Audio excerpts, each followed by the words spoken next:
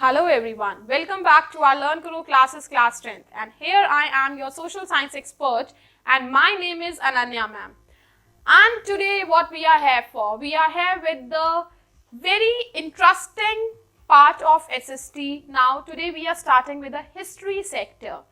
Very important chapter, as you all know कि इस बार के जो board session मतलब इस बार के जो boards हैं there are only two chapters that are coming for your boards of history, nationalism in India and nationalism in Europe. So पहले हम अपनी country के बारे में ही पढ़ते हैं that what is nationalism in India, क्या था, nationalize हमारा India कैसे हुआ, and I always say कि that मैं उन्हें मैजिशियन मानती हूँ. that is गांधी जी के बारे में इस सेक्शन में, इस चैप्टर में हम प्रॉपरली रीड करेंगे that what all efforts he took and क्या करा था उन्होंने हमारी कंट्री को नेशनलाइज कराने में, हमारी कंट्री के लिए जो फ्रीडम थी कैसे उन्होंने बहुत सारा स्ट्रगल करा and what all paths he did. Okay, तो पहले to add on to move further for this chapter, we'll be covering the meaning. What is the actual meaning of nationalism in India? बच्चा nationalism, India, we know that India is our country. Nationalism का मतलब क्या होता है? Nationalism means अपनी country के लिए एक good feeling that हमें nationalize होना है या फिर हमें अपनी country को free कराना है, एक realization होना चाहिए अपनी country की तरफ, ठीक है ना, कि हमें साथ में रहना है, unity की जो feeling होती है, that is actually nationalism. कि हमें अपनी कंट्री को यूनाइट कराने में we should have that much realisation, एक फीलिंग होनी चाहिए, नेशनलिज्म होता है वो. ओके, चलिए, तो इंडिया में लोगों में ये जो एक रियलाइजेशन था, ये एक यूनिटी की भावना थी, ये एक हम कह सकते हैं दैट वो फीलिंग कैसे आई, who all leaders were there to interpret the history या फिर to interpret the citizens, क्या करा गया, public के लिए क्या किया गया. Okay, the chapter is starting with the impact of First World War. पता है बच्चा क्या हुआ था कि हमारा जब First World War हुआ था ना, it was a huge impact on the all over the world. बहुत एक बड़ा impact पड़ा था. क्या impact था? Huge expenditure on war. एक तो war पर इतने ज़्यादा expenses हो चुके थे कि हर एक चीजों के प्राइसेस उसके बाद इंक्रीज होने शुरू हो गए. इतना ज्यादा जब किसी कंट्री से लोन ले लिया जाएगा या फिर डिफेंस पर, वेपन्स पर इतना ज्यादा एक्सपेंसेस हो गए थे. फोर्स रिक्रूटमेंट इन आर्मी, और आपको पता है इवन आर्मी जो थी वो भी वहां पे फिनिश हो गई थी, दे ऑल कोई नहीं बचा था. तो क्या करा गया, विलेजर्स को एक्चुअली में फोर्सफुली किसकी रिक्रूटमेंट कराई गई थी, विलेजर्स को बोला गया कि आप जाइए और आपको लड़ना पड़ेगा हमारी कंट्री के लिए. They were not from the armed forces, वो आर्मी से नहीं थे, लेकिन जबरदस्ती फोर्सफुली उन्हें रिक्रूट कराया गया कि आपको ही आर्मी बनना पड़ेगा. कस्टम ड्यूटीज, टैक्सेस, जब पैसा नहीं है कंट्री में, कैपिटल नहीं है, तो हर एक चीजों के प्राइसेस इंक्रीज हुए, टैक्सेस इंक्रीज हो गए. एंड इनकम टैक्स, तो ये तो उसी टाइम इंट्रोड्यूस करा गया कि भाई लेना ही पड़ेगा पब्लिक से, इनकम टैक्स लेना पड़ेगा तभी हमारी कंट्री चलेगी. इनकम टैक्स इंट्रोड्यूस करा गया एंड इवन कस्टम ड्यूटीज बढ़ा दी गई थी, टैक्सेस इंक्रीज कर दिए गए थे. Clear? So what they are saying ना, और भी क्या प्रॉब्लम्स है, there are more problems. 1918 to 1919 and 2021 crops failed in many parts of the India, resulting in acute food की कमी हो गई, shortage, खाना, crops. क्यों? Why? Because एक तो weather इतना अच्छा नहीं चल रहा था and crops जो बनी थी वो भी destroy हो रही थी. Everything was in a very mess manner. This was accompanied by an influenza epidemic. 12 to 3 million people perished. Epidemic फैल गया था जिससे there were the number of deaths, perish हो रहे थे, deaths हो रही थी. At this stage a new leader appeared. अब एक magician आए. Magician कौन थे? गांधी जी आए. At this stage a new leader appeared and struggled and suggested कि हमें struggle कैसे करना है. Actually ये सब कुछ हो क्यों रहा था? Britishers, colonialism की वजह से, because उस टाइम पर इंडिया को रूल कौन कर रहा था? ब्रिटिशर्स रूल कर रहे थे। And for this chapter I want to tell you there will be two words. आपको पता है हम ना दो टर्म्स यूज करेंगे, एक हम यूज करेंगे ऑप्रेस्ड और एक हम यूज करेंगे ऑप्रेसर्स। कौन है ये बच्चा? आपको पता है ऑप्रेस्ड, इंडियंस ऑप्रेस हो रहे हैं, ये जो टर्म यूज करी गई है that is for Indians. And oppressors कौन है? जो हमें ऑप्रेस कर रहे थे दैट वर ब्रिटिशर्स, राइट। तो ये हम टर्म यूज करेंगे, एक ऑप्रेस्ड होता है और एक ऑप्रेसर्स होते हैं। ऑप्रेसर्स कौन है? ब्रिटिशर, क्योंकि वो हमें ऑप्रेस डोमिनेट कर रहे थे उस टाइम पे। And oppressed Indians are the oppressed, Indians oppress हो रहे थे।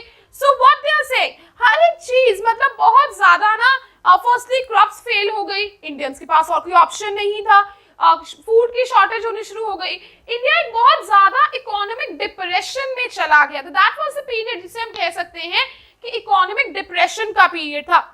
अकम्पनीड बाय एन इन्फ्लुएंजा, वहां पर एक डिजीज स्प्रेड हो गया जिससे many 12 to 13 million people were perish. And at this stage Gandhi ji आए, गांधी जी ने अब अपना स्ट्रगल स्टार्ट किया that I will weave you out of all this problems. ठीक है, तो गांधी जी आए। गांधी जी कब आए इंडिया में? रिटर्न इन जनवरी 1915 ही केम। कहां से आए थे? साउथ अफ्रीका से। और अपने साथ गिफ्ट क्या लेकर आए थे? उन्होंने कहा कि हम सत्याग्रह करेंगे। इफ वी आर राइट, अगर हम सच्चे हैं, if we are walking on the path of truth, तो हमें कोई नहीं रोक सकता, हमारी जीत होगी। He was of this opinion, उनका ओपिनियन ही यही था कि हम सत्याग्रह करेंगे, हम ना सच्चाई की राह पे चलेंगे। बॉट अ गिफ्ट सत्याग्रह, उन्होंने कहा कि हम ये शुरू करेंगे। The idea of satyagraha emphasise the power of truth and the need to search for truth, कि सच्चाई में बहुत ताकत होती है एंड हम उसे ढूंढेंगे, ब्रिटिशर्स को बताएंगे कि that what they are doing, जो वो कर रहे हैं वो जेन्युइनली रॉन्ग है। उन्हें रियलाइज, लड़ाई वगैरह करके he was totally against violence, वो वायलेंस के बिल्कुल अगेंस्ट थे। दैट्स व्हाई ही सेड कि दैट अगर हम सच्चे हैं ना तो हम उन्हें रियलाइज करवाएंगे, हम अपना स्ट्रगल करेंगे and we will work for our freedom, हम अपनी फ्रीडम के लिए वर्क करेंगे। उन्हें रियलाइज होना, लड़ाई वगैरह करके तो हम ठीक है, हम अपने इंडिया को रिकवर कर सकते हैं, बट उन्हें एक्चुअली में रियलाइज में तो होना चाहिए that what they are doing and what actually they are doing that is wrong. India is our country, उनका कोई राइट नहीं है ब्रिटिशर्स का यहाँ पे, ठीक है ना। तो व्हाट वाज सत्याग्रह? सत्याग्रह, सत्य प्लस आग्रह, हम उन्हें अपनी सच्चाई का आग्रह करेंगे, हम उन्हें orders that we are true, हम सही हैं, we are following in the path of truth and suggested that physical force necessary नहीं है, physical force की जरूरत नहीं है हमें लड़ने के लिए, okay. And then advocated the dharma कि हमें violence तो बिल्कुल नहीं करना है, ये उन्होंने अपना धर्म बना लिया था कि हमें नॉन वायलेंस के साथ, हमें वायलेंस नहीं करना है, we have to follow the path of non-violence. People including the oppressors had to be persuaded to see the truth instead of being forced to accept truth through the use of non-violence.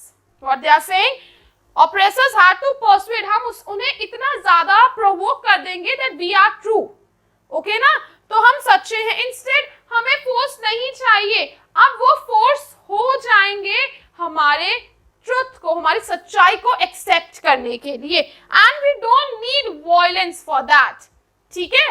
तो अब गांधी जी ने क्या करा?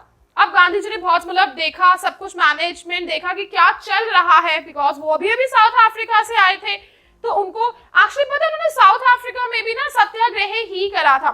And आपको याद होगा Nelson Mandela and Gandhi ji ने उनका साथ दिया था, वहां पे ना बहुत सारा रेशियल डिस्क्रिमिनेशन हो रहा था, रेसेस में, ब्लैक्स एंड व्हाइट्स में बहुत ज्यादा डिस्क्रिमिनेशन, डिफरेंशिएशन करा जा रहा था। तो गांधी जी ने उनका साथ दिया था बिकॉज गांधी जी को एक्चुअली में जेन्युइनली लग रहा था कि ब्लैक्स के साथ गलत हो रहा है, व्हाइट्स उनको डोमिनेट कर रहे हैं। वही चीज गांधी जी ने यहाँ पे भी रन करी। गांधी जी ने यहाँ पर इंडिया में आकर 3 सक्सेसफुल सत्याग्रह लॉन्च करे एंड बच्चा this is important for 3 marks, लिखवा लो ये 3 मार्क्स के लिए बहुत इंपॉर्टेंट है। इवन 1 मार्क भी आ जाता है कि चंपारण सत्याग्रह को एक्सप्लेन करिए, डेफिनेशन ऑफ अहमदाबाद सत्याग्रह का ऑब्जेक्टिव क्या था, खेड़ा, एंड इससे ऑब्जेक्टिव की फॉर्म में आते हैं ये कि इनका ऑब्जेक्टिव क्या था, एम क्या था, what was the aim of Kheda Satyagraha, क्यों लड़ा गया था, क्यों सत्याग्रह करा गया था, अहमदाबाद में क्यों करा गया था, एंड चंपारण में क्यों करा गया था। सो ईदर इन 3 मार्क्स और 1 मार्क के लिए this section is important. Champaran Satyagraha बच्चा क्या था? चंपारण वॉज अ प्लेस, देखो it was a place in Bihar, कहां थी, बिहार में थी, और ये क्यों करा गया था, ये जो सत्याग्रह था ये indigo farmers, indigo is a crop, indigo ना क्रॉप है, एंड क्यों था ये, against unjust Tinkathia system. What was Tinkathia system? Land भी उनकी, क्रॉप्स भी फेल हो गई, रेवेन्यू भी देना पड़ेगा, टैक्सेस तो देने ही पड़ेंगे। अरे उनकी क्रॉप्स फेल हो गई थी, रेंट भी लिया जा रहा था उनसे, अब वो कहते रेंट भी हम दे, रेवेन्यू कहां से, टैक्सेस कहां से दे, they were not having any capital, पैसा नहीं था।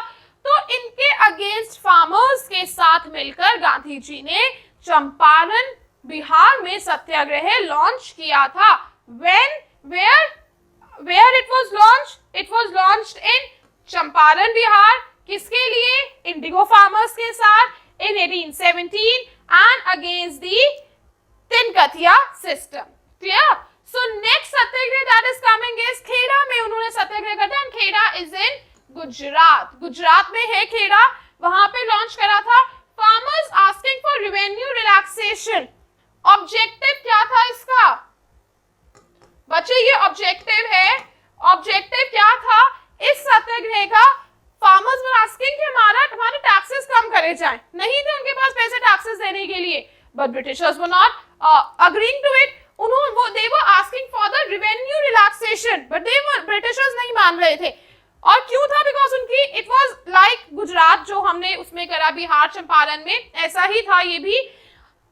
रीजन क्या था, it was in 1918, reason affected by the crop, fail हो चुकी थी, एपिडेमिक आ गया था, मतलब पेस्ट लग गए थे।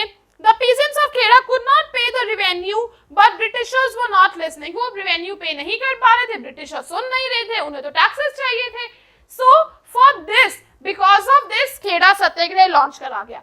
बच्चों ना नेक्स्ट इज अहमदाबाद सत्याग्रह क्या था? इट वो Ahmedabad, all know Ahmedabad is in Gujarat. Cotton mill workers के साथ मिलकर गांधी जी ने ये लॉन्च किया था। It was in 1919. Workers wanted raise in the wages to meet their expenses after prices of essential commodities rose.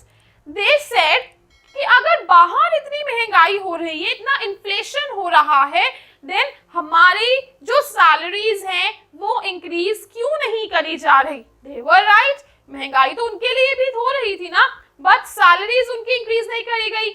Even also they were not getting proper facilities. उन्हें workers को industries में, फैक्ट्रीज में, they were not getting appropriate facilities what they need. तो इनके against cotton mill workers के साथ मिलकर गांधी जी ने सत्याग्रह लॉन्च करा टू ब्रिटिशर्स को मनाने के लिए कि उन्हें ये सब चीजें करी जाए। अब हल्के हल्के तो मनाना पड़ेगा, तभी तो जाके हमें फ्रीडम मिलेगी ना, तभी जाके हम अपने अंडर सब कुछ करेंगे। तो ये गांधी जी का आइडिया था कि rather instead of putting force or instead of violating for something, कि हम किसी चीज को violence के थ्रू नहीं, truth, अगर हम सही हैं, अगर we are following the path of truth, तो हम सब कुछ कर लेंगे, ठीक है ना। तो आपको सिर्फ दो चीजें याद रखनी है, गांधी जी क्या फॉलो करते थे? The dharma of non violence and satyagraha the path of truth. Clear? So this was the part 1 chapter, जिसमें इंपॉर्टेंट पार्ट ये था 3 सत्याग्रह चंपारण बिहार में जो है, Kheda that is in Gujarat and Ahmedabad वो भी गुजरात में। तो इनके ऑब्जेक्टिव क्या थे, क्यों करा गया था यहाँ पे सत्याग्रह? Definition of satyagraha is important and the part 2 is coming further. Stay tuned for this. If you are having any queries, you can write to me in the comment section. I will be there to tell you or answer all your queries. This was Ananya ma'am signing off. Stay tuned, keep learning, keep